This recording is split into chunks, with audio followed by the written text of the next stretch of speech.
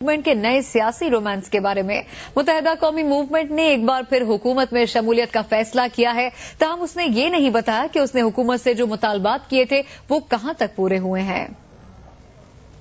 Peoples party کی حکومت میں شمولیت کے بعد متحدہ قومی موومنٹ نے حکومت میں رہتے ہوئے کئی امور پر اختلاف کی راہ اپنائی، جسے کچھ لوگوں نے ایک ٹکٹ میں دو مزے کا نام بھی دیا، لیکن کچھ مطالبات ایسے تھے جو پورے نہ ہونے پر 27 دسمبر 2010 کو متحدہ قومی موومنٹ کے دو وفاقی وزراء نے استعفی دے دیا اور متحدہ قومی موومنٹ حکومت سے علیحدہ ہو گئی۔ کرپشن کو ختم کرے، عوام کی خدمت کرے، لوٹ کھسوٹ کا بازار ختم کرے، مہنگائی کا خاتمہ کرے اور جمہوری انداز میں حکومت چلائے۔ ایم کیو ایم کا ایک اہم مطالبہ یہ تھا کہ پیٹرولیم مصنوعات کی قیمتوں میں اضافہ نہ کیا جائے۔ جب ایم کیو ایم نے حکومت چھوڑی اس وقت پیٹرول کی قیمت 72 روپے 96 پیسے اور ڈیزل کی قیمت 78 روپے 33 پیسے فی لیٹر تھی۔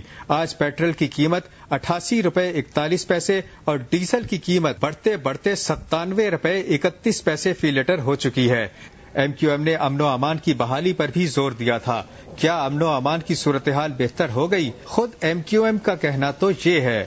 ایم کیو ایم کے کارکنوں اور عہدیداروں کو جس طرح چن چن کر بے دردی سے قتل کیا جا رہا ہے، اس سے ایسا لگتا ہے کہ شہر میں قاتلوں، دہشت گردوں اور جرائم پیشہ عناصر کو کھلی چھوٹ دے دی گئی ہے اور حکومت صرف تماشا دیکھ رہی ہے۔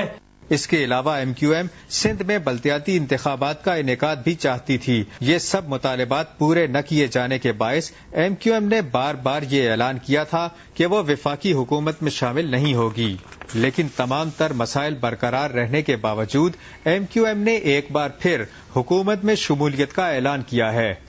ہم نے آج یہ فیصلہ کیا ہے کہ ہم وفاقی حکومت میں دوبارہ شامل ہو رہے ہیں۔ سوال یہ پیدا ہوتا ہے کہ کیا کرپشن ختم ہو گئی؟ کیا جاگیرداروں پر ٹیکس لگ گیا؟ اور کیا ملک اور خصوصاً کراچی میں امن و امان کی صورتحال بہتر ہو گئی؟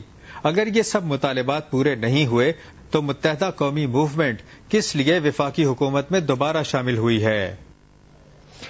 سیاست میں انہونیاں تو ہوتی رہتی ہیں، لیکن پاکستان کی سیاست کچھ زیادہ ہی نرالی ہے۔ موجودہ سیاسی صورتحال میں مسلم لیگ ق کے کچھ رہنماؤں کے بیانات آپ کو اور بھی دلچسپ محسوس ہوں گے۔ سیاست میں آج کے دشمن کل کے دوست تو بن سکتے ہیں، لیکن پاکستانی سیاست میں اس سے بھی بڑی انہونی ہو سکتی ہے۔ وہ یہ کہ سیاسی رہنما جو کہتے ہیں اس کے بالکل برعکس کرتے ہیں۔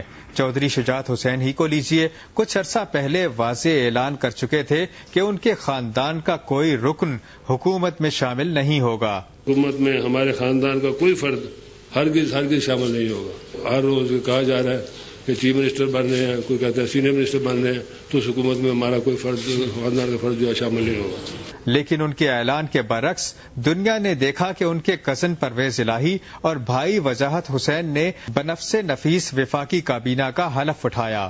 اس مخلوط حکومت کا ایجنڈا کیا ہوگا؟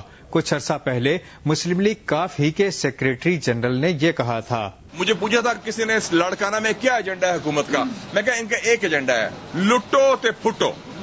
پیپلز پارٹی کی اس حکومت میں جسے سینئر وزیر بنایا گیا ہے، اس کا پیپلز پارٹی کے بارے میں خیال یہ تھا کہ جس پارٹی نے اس ملک کے دو ٹکڑے کیے، قائد اعظم کے ملک کے دو ٹکڑے کیے، ہمیں ان کو ہمیشہ کے لیے سیاست سے باہر کر کے پھینکنا ہے۔ تو کیا مسلم لیگ ق اسی ایجنڈے کو بڑھانے کے لیے حکومت میں شامل ہوئی ہے؟ کابینہ میں شامل ہونے والے ایک اور رکن فیصل صالح حیات ہیں۔ کچھ عرصہ پہلے انہوں نے رینٹل پاور منصوبوں کے سلسلے میں حکومت کے دو بڑے آئینی عہدیداروں پر الزام لگایا تھا۔ پاکستان کے جو ٹاپ کے دو سیاسی اور آئینی عہدیدار ہیں، سیاست کے ساتھ جو منسلک ہیں، انہوں نے پیسے لیے ہیں، انہوں نے رینٹل پاورز کے عوض انہوں نے ملک کی تباہی کر دی ہے۔